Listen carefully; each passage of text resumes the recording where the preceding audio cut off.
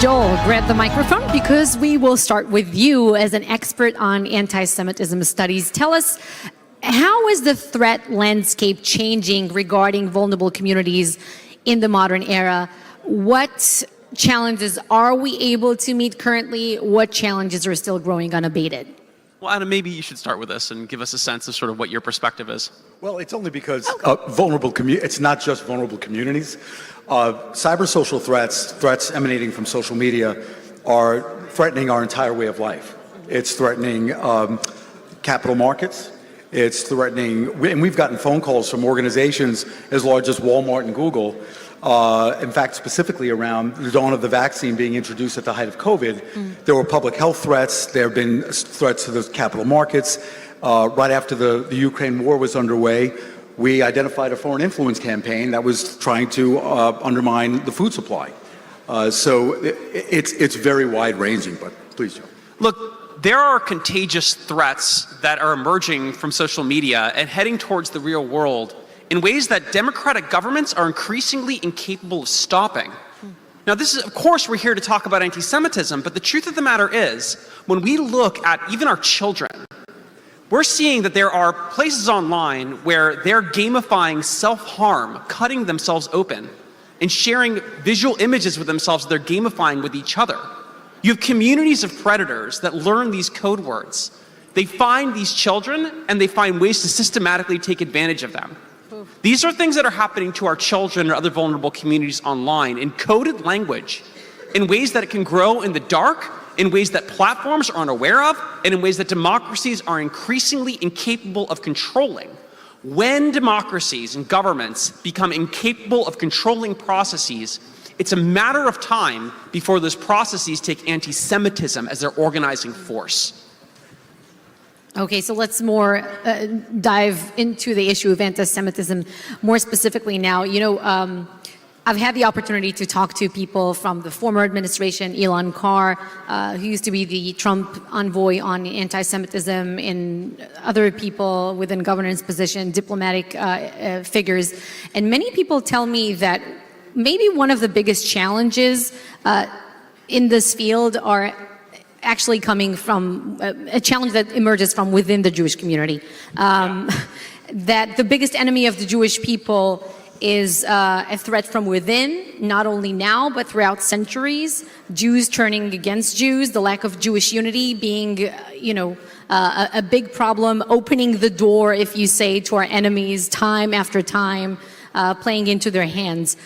How is a lack of Jewish unity still an issue in 2023, given everything that our people have been facing, still facing, and is there something that can be done about that? Look, that's a great question. I think in some ways when we talk about anti-Semitism, we're actually fundamentally talking about an issue of Jewish unity.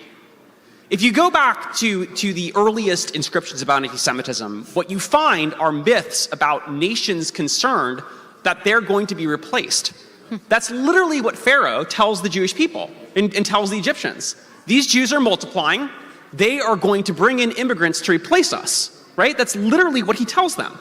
Okay, that myth has two components to it that are identical. They're twins. Our research, some of the largest scaled research that's ever been done on social media, looking at the nature of anti-Semitism, shows a grotesque characterization of this myth.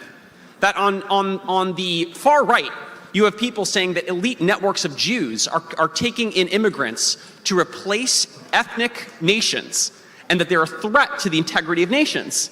They're going to replace white people in the West with people of color. Well, on the left, what they're saying is that Jews are colonial supremacists that are replacing dark-skinned people in their homeland. Those myths are the same myth. And it turns out that both of them are strongly predictive of where and when anti-Semitic incidents are going to take place in the real world. You can use the heat of the activity on social media to predict, almost like a climate, where these attacks are going to happen. And it doesn't matter which one we're referring to. People think that the white supremacy, this challenge, this is really the problem. In fact, our data suggests that when people talk about apartheid, where they're talking about apartheid, where they're talking about colonials, this is beginning to predict attacks against Jews. here in America, turning local wars in Israel into global battles of civilization against Jews everywhere. These are the same myths. And when you talk about Jewish unity, what we can see is that we are using those myths, Jews are using those myths against one another. That's got to stop. Okay, so that's how those things are related. It is intertwined. It's a pendulum effect. So if we had advice for lawmakers, and there's so many influential people here, we have research that will be released probably within the next 2 or 3 weeks. Major research, yep. And that research shows essentially this polarization pendulum that's happening within the Jewish community, where lawmakers stand up against their favorite flavor, the most hated flavor of anti-Semitism, but not the other side of that.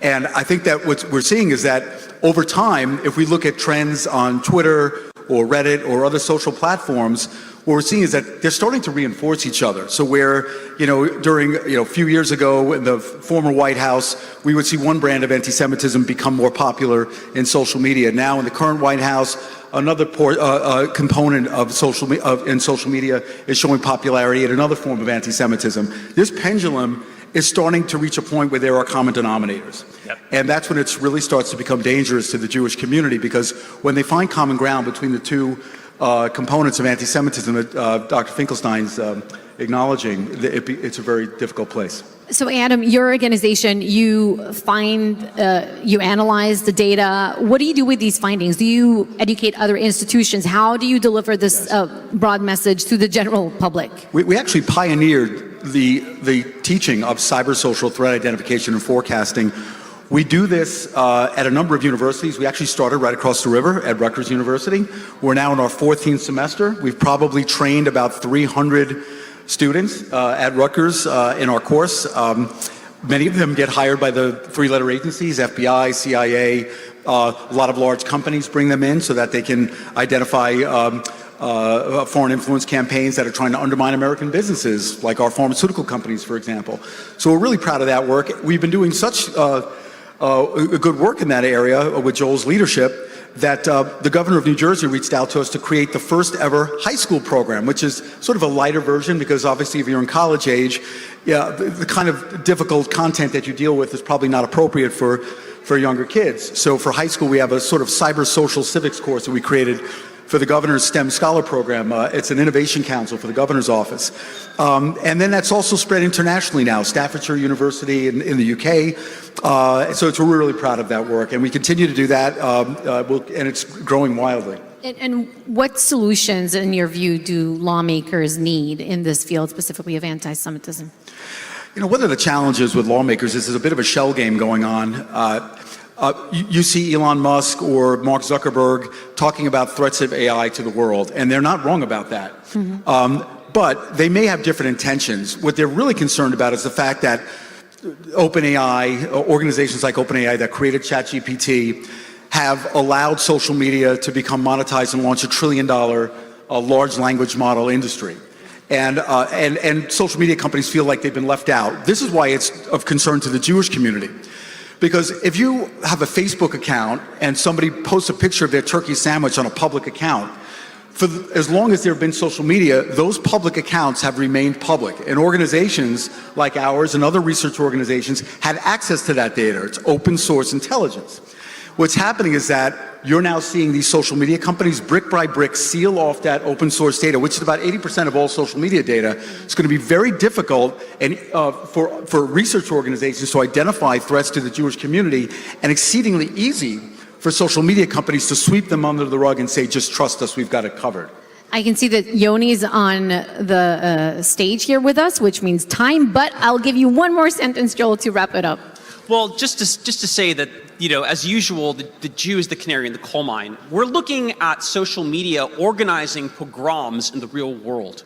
We're seeing that not just against Jews, we're seeing this against vulnerable communities everywhere. As this happens, we're noting that state actors and bot accounts are becoming involved in inflaming these tensions in order to suit a geopolitical agenda from Iran, from Pakistan, right? Every one of these ethnic conflicts rapidly now has the fuel and the place to accelerate, and our lawmakers are completely blind to this. So it's really crucial that we create more transparency in what's happening, and communities that are threatened need to be creating social cyber defense to be proactive against these threats in the digital era. The old challenge, new methods. Thank you so much for sharing these inputs. Thank you. Thank you very much. Thank you very much.